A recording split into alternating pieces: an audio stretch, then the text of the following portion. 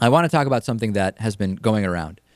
A lot of people have been asking me to address the alleged involvement of Pope Francis in the dirty war in my home country of Argentina. Now, I was born in Argentina shortly after the dictatorship ended, and I have been looking into all of the allegations, including that he was involved, that Pope Francis, the now Pope Francis, then as Cardinal Bergoglio, was involved in the disappearance of two priests. Now, this has been covered extensively by a lot of progressive media outlets, and the consensus seems to have been this is true.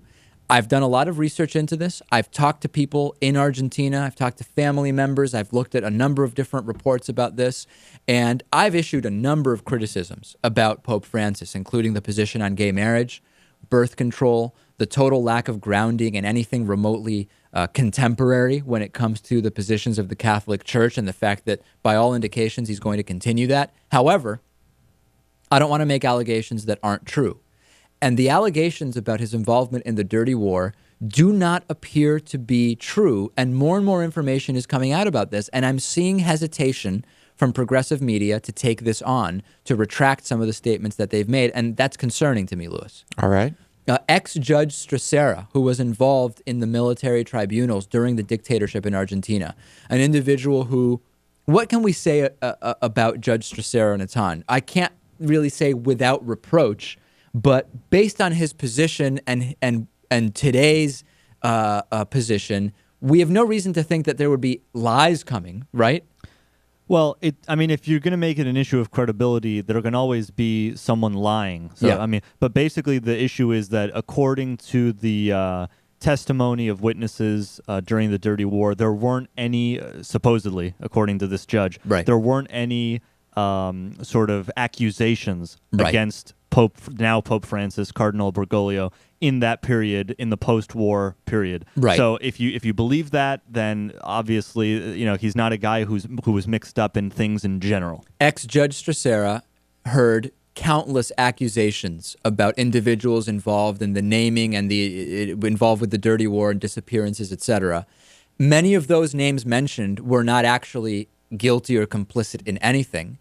However, Cardinal Bergoglio's name was not even once mentioned, and this has been corroborated by a number of other officials. Now, there is an element here, which is that the Argentinian president, Cristina Kirchner, maybe it's reasonable to think that she may not be happy that Pope Francis now has brought more attention to Argentina than she ever has been able to, and realistically, more than she ever will be able to, at least not for anything positive, and that may be part of the allegations and the smear campaign. But my position now, after talking to, I would say, 10 or 12 people over the weekend and reading 15 or 25 articles about this, is that I would not be comfortable saying that Pope Francis was involved in the dirty war, counter to what I said to Dennis Campbell during our interview, that I had read that. That's my position right now. Right. I just don't think there's enough information, really.